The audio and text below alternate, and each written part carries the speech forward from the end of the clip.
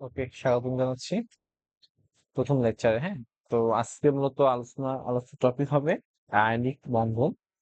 হ্যাঁ, তো আয়নিক বন্ধন এবং পরবর্তীতে আমরা আলোচনা করব সমযোজী বন্ধন নিয়ে। ঠিক আছে? ওকে, আমরা শুরু করে দেব। তো প্রথমত আমরা আয়নিক বন্ধন বা তড়িৎযোজী বন্ধন নিয়ে পড়বো। ঠিক আছে, তো চলো শুরু করে দেওয়া যাক। ওকে,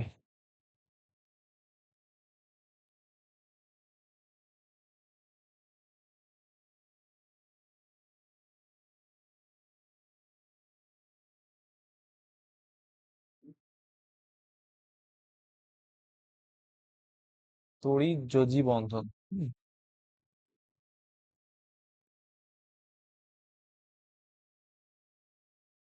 চলো, তো দেখো আয়নিক বন্ধন কাকে বলা হয়। তো প্রথমে যখন সংজ্ঞায়িত করব, তো দেখো ধাতু সমূহের বিষয় দেখো। ধাতু সমূহ, হ্যাঁ, আমরা আয়নীকরণ শক্তি যখন করছিলাম তখন কিন্তু করছিলাম। হ্যাঁ, তো আয়নীকরণ শক্তিটা এরকম ছিল। তো যে সমস্ত মৌল ধাতু, তো ধাতু সমূহের কি কম বড় দেখি, আকারটা বড় ছিল, আয়নীকরণ শক্তি কম ছিল। ঠিক আছে, তো দেখো ধাতু সমূহের, হ্যাঁ, আকার কি বলো, বড়, আকার বড়, বড়, আয়নীকরণ শক্তি কম। আয়নীকরণ শক্তি কম ছিল। তো এখন আয়নীকরণ শক্তি কম মানে কি, আয়নীকরণ শক্তি কম মানে একটা গ্যাসীয় পরমাণু থেকে একটা ইলেকট্রনকে অপসারণ করতে, এবং একটা ইলেকট্রন অপসারণ করতে কিন্তু করলে এক মোল ধনাত্মক চার্জ উৎপন্ন হবে। হ্যাঁ, তো এই যে এক মোল ধনাত্মক চার্জ উৎপন্ন করতে কম শক্তি লাগতো। ঠিক আছে, তো দুইটা পরমাণু মাঝে যদি তুমি কম্পারিজন করো, হ্যাঁ, যখন দেখবা এ এবং বি মৌল, হ্যাঁ, এ এবং বি মৌল, ধরো এখান থেকে একটা ইলেকট্রন অপসারণ করতে শক্তি লাগতেছে হচ্ছে রেলেইস কত বড় থেকে 200 জুল। ওকে, আর বি একটা মৌল, এখান থেকে একটা ইলেকট্রন অপসারণ করতে কি শক্তি লাগতেছে তোমার, রিলেজ কত লাগতেছে বলা দেখছে, 500 জুল। হ্যাঁ, দেখো তো কোনটা আয়নীকরণ শক্তি কম। দেখো এটা আয়নীকরণ শক্তি কম, কারণ এখান থেকে ইলেকট্রন অপসারণ করতে কম শক্তি লাগতেছে, আর এখান থেকে ইলেকট্রন অপসারণ করতে অনেক বেশি শক্তি লাগতেছে। হ্যাঁ, দেখো এখান থেকে দেখো, এখানে যেহেতু বেশি শক্তি লাগতেছে তার মানে তার আয়নীকরণ শক্তি বেশি, আর এই আয়নীকরণ শক্তি কি বলতো, কম। তো এখন আয়নীকরণ শক্তিটা ছিল মূলত ইলেকট্রন অপসারণ করার জন্য যে শক্তি। দেখো এখানে এ থেকে যখন আমি ইলেকট্রন অপসারণ করতে চাবো তো কম শক্তি লাগবে, আর বি থেকে যখন আমি শক্তি অপসারণ করব বেশি শক্তি লাগবে। তাহলে বলো দেখি কোন পরমাণু থেকে ইলেকট্রন আগে অপসারিত হবে, এ হতে বেশি ইলেকট্রন তাড়াতাড়ি অপসারণ হয়, বুঝছো, তাড়াতাড়ি ইলেকট্রন অপসারণ হবে। ঠিক আছে, ওকে, যার আয়নীকরণ শক্তি কম সেখান থেকে ইলেকট্রন খুব দ্রুত অপসারিত হবে, এটা একটু মাথায় রাখবা। তো দেখো এখান থেকে ধাতু সমূহের আকার বড়, আয়নীকরণ শক্তি কম। হ্যাঁ, তো এখান থেকে তুমি বলতে পারো তো ধাতু সমূহ হতে ইলেকট্রন অপসারণ করতে কম শক্তি লাগে। ধাতু সমূহ হতে ইলেকট্রন অপসারণ করতে কম শক্তি লাগে,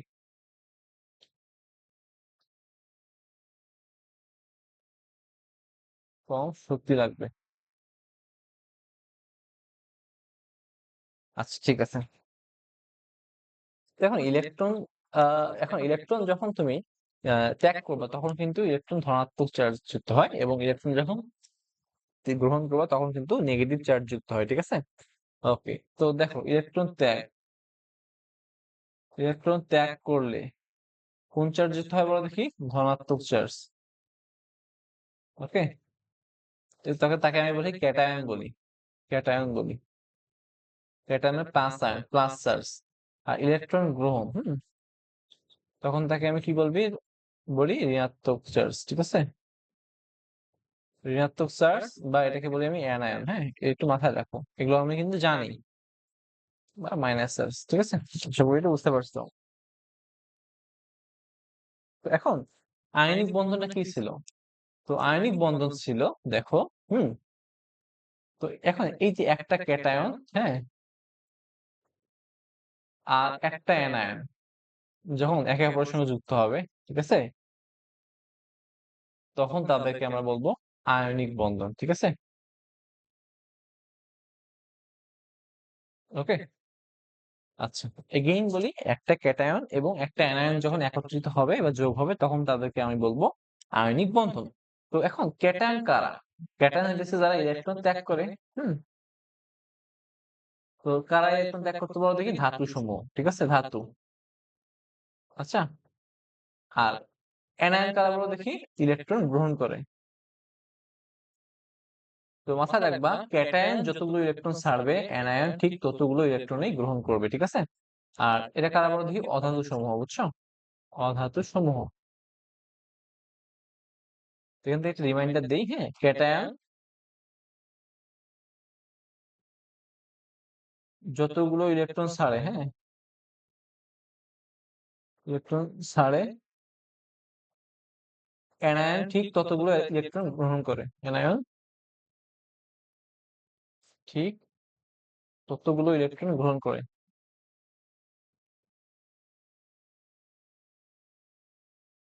ওকে, আশা করি তুমি এটা বুঝতে পারছো। তো দেখো এই আয়নিক বন্ধন গঠন হয় কিরকম করে? ক্যাটায়ন এবং অ্যানায়নের মিক্স ফলে, বুঝছো? মানে যোগফল। তো এখান থেকে সংজ্ঞায়িত করতে পারো এভাবে, হ্যাঁ? তো সংজ্ঞাটা এভাবে দাও। তো দেখো আয়নিক বন্ধন কাকে বলা হয়? আয়নিক বন্ধন,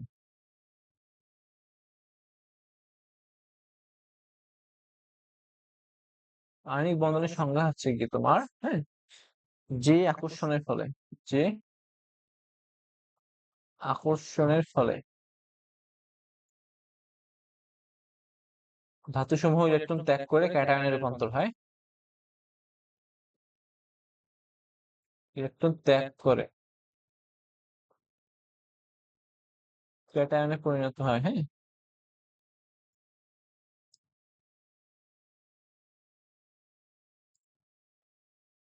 এবং অধাতুসমূহ, অধাতুসমূহ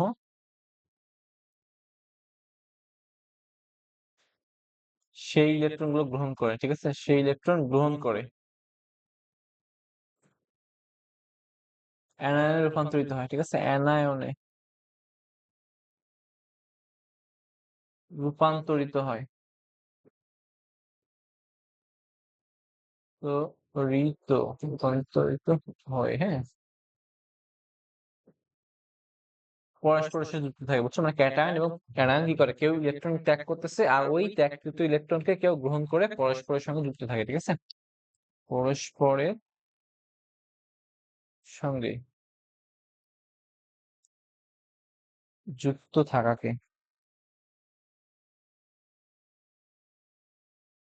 আয়নিক বন্ধন বলা হয়। ঠিক আছে? আশা করি বুঝতে পারছো। তো মাথায় রাখবা আয়নিক বন্ধনের মাঝে, হ্যাঁ, দুইটা পরমাণু যখন আয়নিক বন্ধনে আবদ্ধ হয় এদের মাঝে যে বলটা কাজ করে তাকে আমি, হ্যাঁ, দুটি পরমাণু যখন আয়নিক বন্ধনে আবদ্ধ হয়, হ্যাঁ,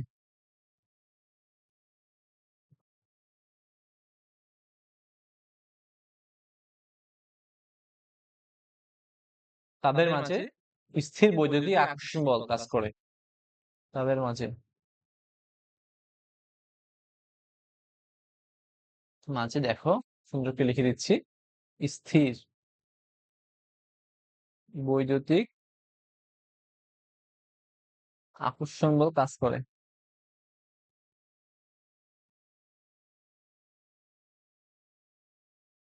ঠিক আছে? তো আয়নীকরণ শক্তির মাঝে, আয়নিক বন্ধনের মাঝে কোন বল কাজ করে বলো দেখি? স্থির বৈদ্যুতিক আকর্ষণ বল। ঠিক আছে? ওকে, চলো আমরা এখন আয়নিক বন্ধন, আয়নিক যৌগ সম্পর্কে পড়বো। ঠিক আছে? কয়েকটা আয়নিক যৌগ সম্পর্কে এক্সাম্পল দিব। ঠিক আছে? তো এখানে এক্সাম্পল হইতেছে NaCl, এটা লবণের অণু গঠন। ঠিক আছে? এর গঠন ব্যাখ্যা করো, কোশ্চেন এরকম আসে। আচ্ছা, ঠিক আছে। তো দেখো প্রথমে লিখবা NaCl, হ্যাঁ? NaCl একটি আয়নিক যৌগ। ঠিক আছে? এটা কিন্তু কি বলতো? আয়নিক যৌগ। ওকে, আচ্ছা, আয়নিক যৌগের শর্তটা কি ছিল বলো? শর্তটা ছিল এরকম, ধাতু সমূহ ইলেকট্রন ত্যাগ করে অধাতু সমূহ ইলেকট্রন গ্রহণ করে। এখন সোডিয়াম কি বলতো? ধাতু না? সোডিয়াম ছিল ধাতু। ধাতু যা কি করবে? যা ইলেকট্রন ত্যাগ করবে। তো ত্যাগ করে। এখন দেখো সোডিয়াম পারমাণবিক সংখ্যা 11, হ্যাঁ? তো এর ইলেকট্রন বিন্যাস ছিল বড় দেখি কত? 2 8 1। তো বাইরের শেলে কয়টা ইলেকট্রন ছিল? বাইরের শেলে ছিল একটা ইলেকট্রন, হ্যাঁ? তো সে কয়টা ইলেকট্রন ত্যাগ করবে বলো দেখি? সে বাইরের শেলে এই একটা ইলেকট্রন ত্যাগ করে নিষ্ক্রিয় গ্যাস নিয়নের ইলেকট্রন বিন্যাস লাভ করবে। তো সে, হ্যাঁ, বাইরের শেলের কয়টা ইলেকট্রন ত্যাগ করবে? একটি ইলেকট্রন ত্যাগ করবে। ত্যাগ করে সোডিয়াম প্লাস আয়নে পরিণত হয়, হ্যাঁ? আয়নে, ওকে, সেই করে সোডিয়াম প্লাস আয়নে রূপান্তরিত হয়। আচ্ছা, আচ্ছা, এখন সোডিয়াম প্লাস আয়ন কিন্তু আলটিমেটলি তুমি কিন্তু জানো এটা কিন্তু নিয়ন, নিষ্ক্রিয় গ্যাস নিয়নের ইলেকট্রন বিন্যাস লাভ করছে। দেখো, সোডিয়াম থেকে কি করছে? 11টা ছিল, একটা ইলেকট্রন চলে যাবে, যাওয়ার পর কি উৎপন্ন হয় বলো দেখি? সোডিয়াম প্লাস, যা কিন্তু নিয়নের মতো, নিয়নের মতো, হ্যাঁ? আচ্ছা, দেখো, দেন এখন দেখো আবার অধাতু ক্লোরিন কি ছিল বলো দেখি? ক্লোরিন অধাতু, হ্যাঁ, অধাতু, যা কি করে বলতো? যা সোডিয়াম কয়টা ইলেকট্রন ত্যাগ করছে? একটা ইলেকট্রন ত্যাগ করছে। সো ক্লোরিন কি করবে? ধাতু যতগুলো ইলেকট্রন ত্যাগ করবে, অধাতু সেই ঠিক তত পরিমাণ ইলেকট্রন গ্রহণ করবে, যা কি করবে বলো দেখি? একটি ইলেকট্রন গ্রহণ করবে। ঠিক আছে, দেখো এখন, তো ক্লোরিন ছিল, ক্লোরিন ইলেকট্রন বিন্যাস কত বলতো? 17, 2 8 7। দেখো বাইরের শেলে কয়টা আছে? 7টা। যদি সে নিষ্ক্রিয় গ্যাসে ইলেকট্রন বিন্যাস লাভ করতে চায় তখন কয়টা ইলেকট্রন লাগবে? একটা ইলেকট্রন লাগবে, বুঝছো? সে একটি ইলেকট্রন গ্রহণ করে বাইরের শক্তি, বাইরের স্তর পূর্ণ করে, হ্যাঁ, বাইরের স্তর পূর্ণ করে, স্তর পূর্ণ করে, হ্যাঁ, বা অষ্ট পূর্ণ করে, তুমি বলতে পারো পূর্ণ করে। এখন পূর্ণ করে কার মতো ইলেকট্রন বিন্যাস লাভ করে বলো দেখি? আর্গনের মতো লাভ করে। ঠিক আছে, দেখো ক্লোরিন কি করছে? 17 ছিল, একটা ইলেকট্রন গ্রহণ করছে, গ্রহণ করে Cl মাইনাস রূপান্তর হয়েছে। এটা কার মতো বলো দেখি? আর্গনের মতো। ঠিক আছে, আর্গনের মতো, হ্যাঁ। ওকে, আমি তোমাকে কিন্তু বলছিলাম যখন ক্যাটায়ন ইলেকট্রন ত্যাগ করে এবং অ্যানায়ন ইলেকট্রন গ্রহণ করে তারা কিন্তু নিষ্ক্রিয় গ্যাসের ইলেকট্রন বিন্যাস লাভ করে। ঠিক আছে, এটা কিন্তু জানো। আচ্ছা, so এটা হলো। এখন চলো একটু দেখি কেমন করে হয়। দেখো এটা, তো সামগ্রিক বিক্রিয়াটা কেমন হয়? তো সোডিয়াম, তো সোডিয়াম কি করছে বলো দেখি? সোডিয়াম দেখো, সোডিয়াম, হুম, একটা ইলেকট্রন ত্যাগ করে কি উৎপন্ন হয়? সোডিয়াম প্লাস আয়ন, এটা ক্যাটায়ন। আর ক্লোরিন কি করবে বলো দেখি? ক্লোরিন একটা ইলেকট্রন গ্রহণ করে, গ্রহণ করে কি উৎপন্ন হবে? Cl minus ion. ঠিক আছে, তো সামগ্রিক বিক্রিয়াটা এরকম হয়। এখানে দেখো প্লাস মাইনাস ক্যান্সেল হয়ে যায়, তো কি থাকে বলো দেখি? Na plus Cl। ঠিক আছে, কি উৎপন্ন হয় বলো দেখি? Na প্লাস Cl মাইনাস, বা এটাকে আমি বলতে পারি সোডিয়াম ক্লোরাইড। আচ্ছা, এখানে দেখো এটা কিন্তু সোডিয়াম ক্লোরাইডের গঠন, ওকে, এটা কিন্তু আয়নিক বন্ধন। ঠিক আছে, তো এভাবে তোমাকে লিখতে হবে। এখন এখানে দেখো, তুমি যদি বলতে চাও যে ক্লোরিন যেহেতু ভাই প্রাকৃতিক গ্যাস, তো ক্লোরিন কিন্তু কি কি অবস্থা থাকে না বলতো? এক পরমাণুক অবস্থা থাকে না, তারা দ্বিপরমাণুক। তো এখন একমোল ক্লোরিন কিন্তু আলটিমেটলি দুইটা ক্লোরিন পরমাণু নিয়ে গঠিত।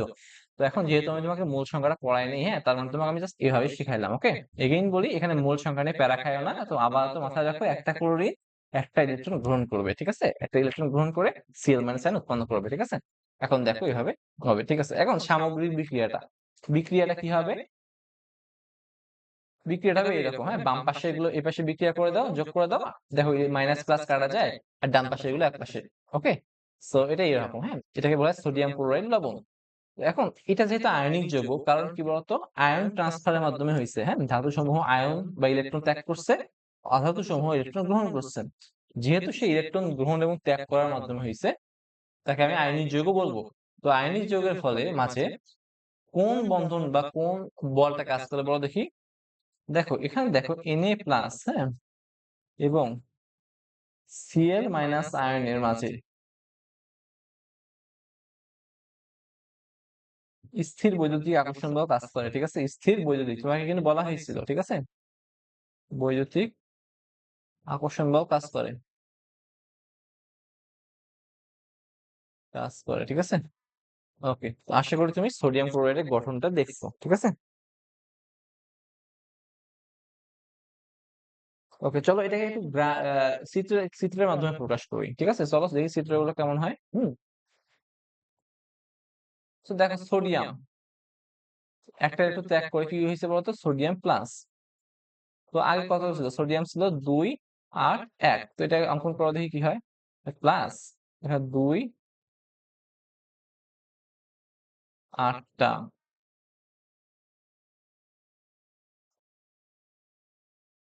এবং দেখো পরে কয়টা ছিল বলো দেখি, একটা ছিল, ঠিক আছে। আচ্ছা, এখন সে যদি একটা ইলেকট্রন ত্যাগ করে, এখান থেকে একটা ইলেকট্রন ত্যাগ করে দাও, তো এই যে বাইরের শেল থেকে ইলেকট্রন যাবে না, দেন কি উৎপন্ন হয় বলো দেখি, প্লাস।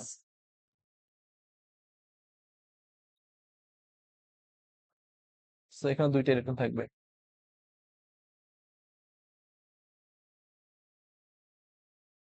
আর এখানে থাকবে বাইরের শেল 8টা। হ্যাঁ, তো যেহেতু তোমার একটা ইলেকট্রন চলে গেছে, তো বাইরের শেলটা কিন্তু চলে গেছে। তো এইটা কি বলতো, এটাকে থার্ড ব্র্যাকেট দিবা, দিয়ে কি লিখবে বলো দেখি, এটা এখানে একটা প্লাস চিহ্ন দিবা, যেহেতু একটা ইলেকট্রন চলে গেছে। হ্যাঁ, এটা কি বলতো, সোডিয়াম প্লাস আয়ন। ওকে, এটা কি বলতো, সোডিয়াম ধাতু। হ্যাঁ,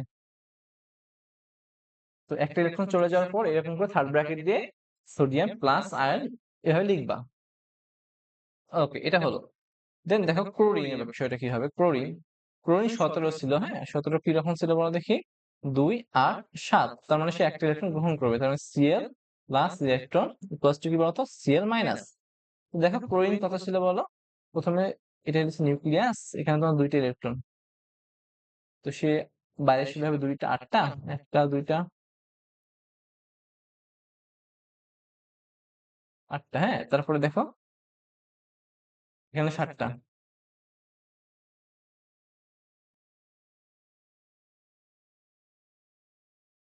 6টা আর একটা 7টা আছে। হ্যাঁ, সে যখন একটা ইলেকট্রন গ্রহণ করবে, ঠিক আছে, গ্রহণ করার পর কি উৎপন্ন হয় বলো দেখি, তো বাইরের শেলে আরো একটা যোগ হবে না, তো 8টা হয়ে যাবে, তো প্লাস এটা এখানে শুধু দুইটা,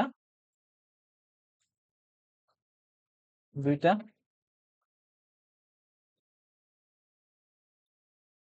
দেন দেখো বাইরের শেলে কিন্তু 8টাই হয়ে যাবে আলটিমেটলি। হ্যাঁ,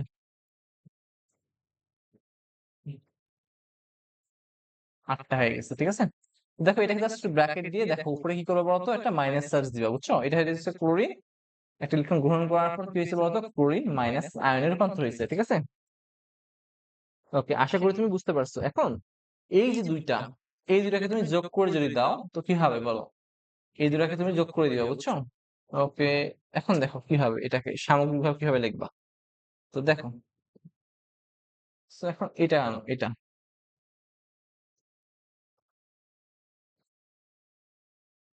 এটা সোডিয়াম ধাতু, প্লাস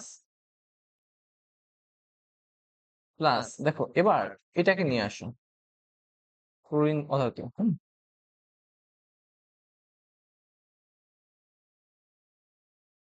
এটাকে ক্লোরিন অধাতু, ঠিক আছে। দেন দেখো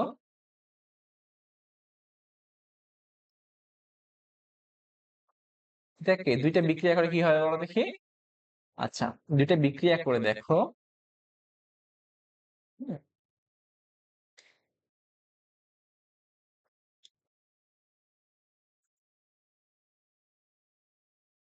ওকে, এটা এবং এখান থেকে এটা আসবে,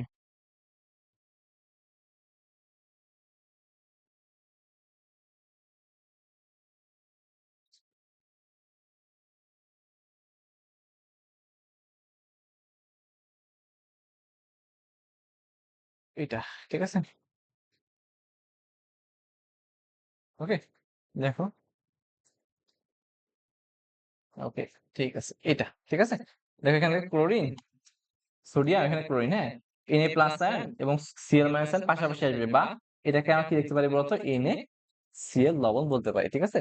আশা করি তুমি বুঝতে পারছো। হ্যাঁ, এটা ছিল সোডিয়াম ক্লোরাইডের আয়নিক আয়নিক বন্ধন গঠনের কৌশলটা। তো মূলত তুমি সুন্দর করে বুঝে গেছো। হ্যাঁ, তো আশা করি পরবর্তীতে পারবা, ঠিক আছে। তো এগেইন বলি, আয়নিক বন্ধন হলে ধাতু সমূহ ইলেকট্রন ত্যাগ করবে, আর অধাতু সমূহ কি করবে, ইলেকট্রন গ্রহণ করবে, ঠিক আছে। তো দুইটা মিলে, গ্রহণ এবং ত্যাগ মিলে কিন্তু আয়নিক বন্ধন গঠন হবে, ঠিক আছে। তো দেখো এটাকে আমি রাসায়নিক বন্ধনের মাধ্যমে দেখাইছি এখানে, এবং দেখো এটা ডায়াগ্রামের মাধ্যমে দেখাইছি, মানে চিত্র এটা। আচ্ছা, আমি কিন্তু ভেঙে ভেঙে দেখাইছি, ঠিক আছে। ওকে, তো চলো পরবর্তীতে যাই। এবার দেখবো ম্যাগনেসিয়াম অক্সাইড গঠন। দেখো ম্যাগনেসিয়াম অক্সাইড, এটাও কিন্তু আয়নিক যৌগ, ঠিক আছে। তো দেখো ম্যাগনেসিয়াম কি করবে, ম্যাগনেসিয়াম অক্সাইডে, ম্যাগনেসিয়াম কিন্তু ধাতু, ঠিক আছে। ধাতু, ইলেকট্রন কি করবে বলতো, ত্যাগ করে। দেখো ম্যাগনেসিয়াম থেকে 2টা ইলেকট্রন ত্যাগ যাবে, বুঝছো? দেখো ম্যাগনেসিয়াম 12 না, 2 8 2। তো এই 22 এর 2টা ইলেকট্রন ত্যাগ করে কি করবে, ম্যাগনেসিয়াম 2 প্লাস এ রূপান্তর হবে, ঠিক আছে? 2 প্লাস। আচ্ছা, তার মানে এই ইলেকট্রন আছে কয়টা বলতো? এখন 10টা আছে। সো এই ইলেকট্রন কাঠামো হবে 2 8। দেন অক্সিজেন হইতেছে অধাতু, ওকে? তো সে ইলেকট্রন গ্রহণ করবে কি হবে? অক্সিজেন দেখো এর হইতেছে 8, হ্যাঁ, এই যে কাঠামোটা হইতেছে 2 6। তো বাইরের সাথে দেখো 8টা ইলেকট্রন পূরণ করতে কিন্তু এখনো 2টা ইলেকট্রন লাগে। সো সে কি করবে, এই যে ম্যাগনেসিয়াম যে 2টা ইলেকট্রন ছাড়ছে, ওই ছাড়া সে 2টা ইলেকট্রন অক্সিজেন গ্রহণ করবে। গ্রহণ করে কি করবে বলো দেখি? অক্সিজেন 2 মাইনাস আয়নে পরিণত হবে, ঠিক আছে? আচ্ছা দেখো ধাতু সমূহ কি করছে, ইলেকট্রন ত্যাগ করছে, অধাতু ইলেকট্রন গ্রহণ করলো। ওকে, আশা করি বুঝতে পারছো। তো সামগ্রিক বিক্রিয়াটা কেমন করে হবে দেখো। তো ম্যাগনেসিয়াম 2টি ইলেকট্রন ত্যাগ করছে, ম্যাগনেসিয়াম 2 প্লাস। তারপরে দেখো অক্সিজেন, একটা অক্সিজেন না কাজ করতেছি আমি কিন্তু, হ্যাঁ, এখনো মূল সংখ্যা পড়াইনি, সো এগুলো দিলাম না। অক্সিজেন 2 মাইনাস, ঠিক আছে? দেন সামগ্রিক বিক্রিয়া দেখো প্লাস মাইনাস কাটা যায়, বুঝছো? তো কি হয় বলতো, ম্যাগনেসিয়াম প্লাস অক্সিজেন, হ্যাঁ। দেন এখানে কি থাকে, ম্যাগনেসিয়াম প্লাস অক্সিজেন 2 মাইনাস, ঠিক আছে? এটাকে আমি এইভাবে লিখতে পারি, বা ম্যাগনেসিয়াম অক্সাইড। ওকে, আশা করি তুমি বুঝতে পারছো। সো এটা হচ্ছে তোমার আয়নিক গঠন। ওকে, তো এখন চলো ডায়াগ্রাম কিভাবে অঙ্কন করা যায় সেটা দেখবো একটু, ঠিক আছে? ডায়াগ্রাম দেখবো। তো প্রথমত দেখো ম্যাগনেসিয়াম কি করছে। তো ম্যাগনেসিয়াম এরকম ছিল, ম্যাগনেসিয়াম 12টা ছিল। তো এটা হচ্ছে ম্যাগনেসিয়াম দেই নিউক্লিয়াস।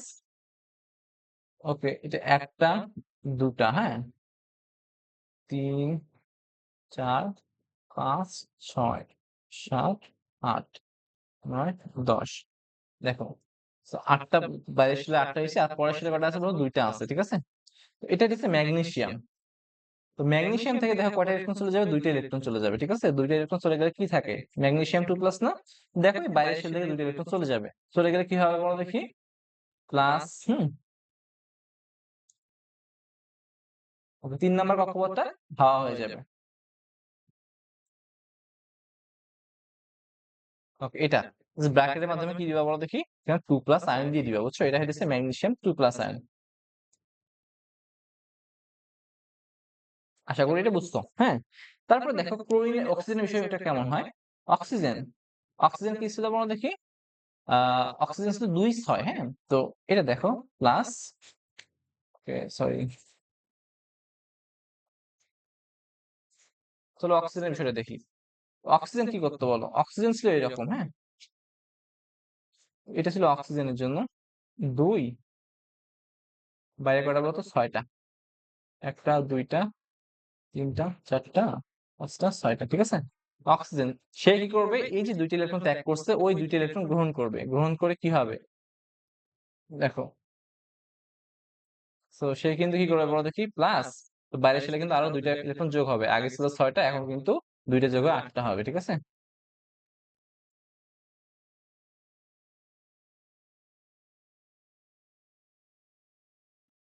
দেখো এখন জাস্ট উপরে ব্র্যাকেট দিয়ে কি দিবা বলো দেখি? 2 মাইনাস দিবা। ওকে, এটা হচ্ছে অক্সিজেন, হ্যাঁ, আর এটা কি বলতো? Oxygen ion. ওকে, আশা করি বুঝতে পারছো। এখন দেখো এরা যোগ করে ফেলো, হ্যাঁ, সামগ্রিক বিক্রিয়া, বিক্রিয়াটা এরকম ছিল না? জাস্ট যোগ করে ফেলো। যোগটা কেমন হবে বলো দেখি? যোগটা হবে এরকম, দেখো,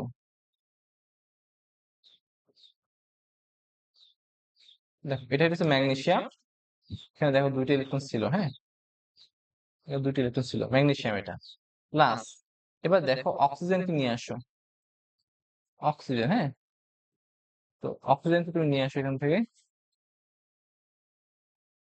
তো এখন এই 2টা জাস্ট বিক্রিয়া করে বা একত্রে হবে, কি উৎপন্ন হয় বলো দেখি? একত্রে হয়ে ম্যাগনেসিয়াম অক্সাইড উৎপন্ন করবে। তো চলো সেটা একটু দেখি নেই। এখান থেকে এই আয়নটা আসবে, হয়ে গেল এটা। ওকে,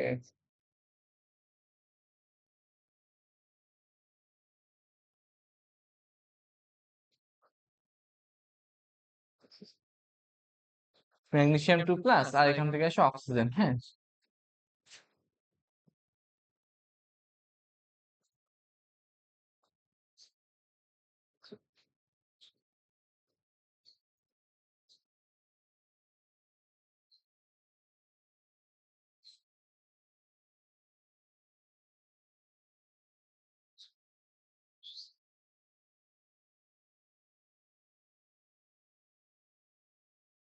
ওকে,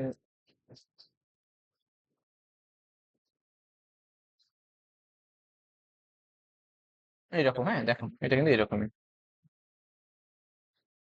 সরি, ভুলে গেছি। ওকে, দাঁড়াও একটু দাঁড়াও। তো এরকম, দেন এখান থেকে আসে অক্সিজেন 2 মাইনাস।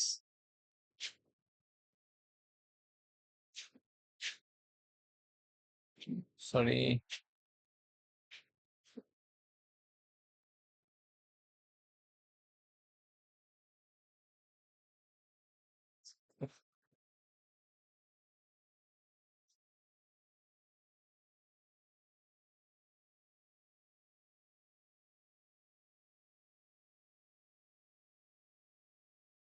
ওকে, দেখো হয়ে গেছে।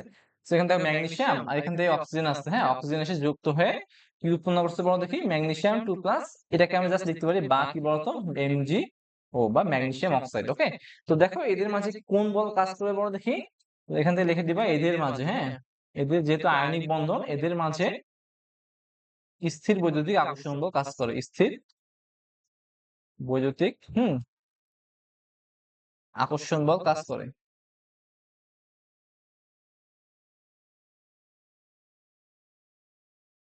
ঠিক আছে, ওকে।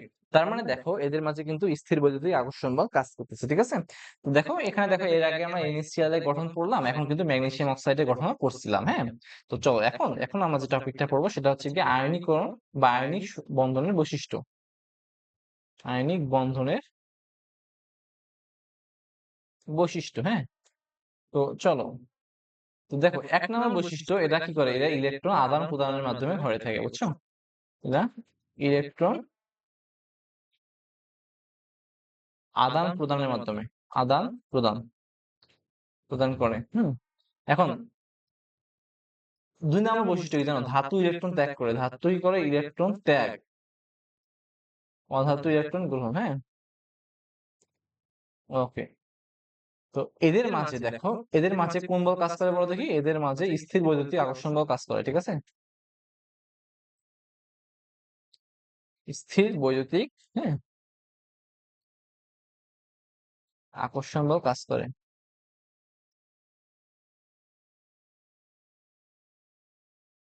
আচ্ছা, তো যেহেতু স্থির বৈদ্যুতিক আকর্ষণ বল কাজ করে, তার মানে এদের বন্ধনটা কি হয় বলো দেখি, এদের অণুগুলোর এদের বন্ধন অনেক শক্তিশালী হয়, বুঝছো?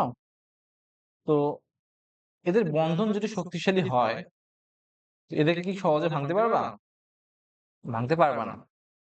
ওকে, তো দেখো, তার মানে দেখো এদের বন্ধন শক্তিশালী, তার মানে এদের সহজে ভাঙতে পারবে না। তাই দেখো এদের গলনাঙ্ক ও স্ফুটনাঙ্ক কি হয় বলো দেখি, অনেক বেশি। গলনাঙ্ক ও স্ফুটনাঙ্ক অনেক বেশি, হ্যাঁ।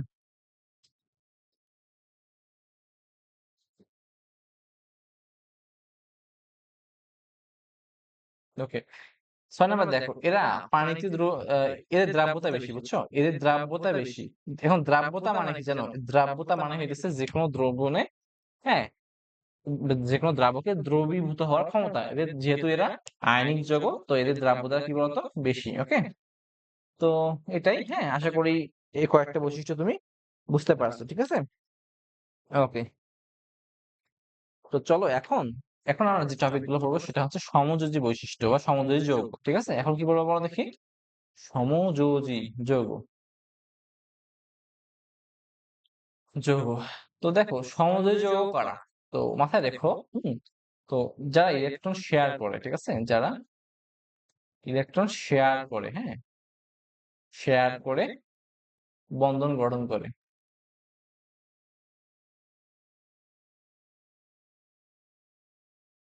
তাদেরকে আমরা সমযোজী যৌগ বলবো। তো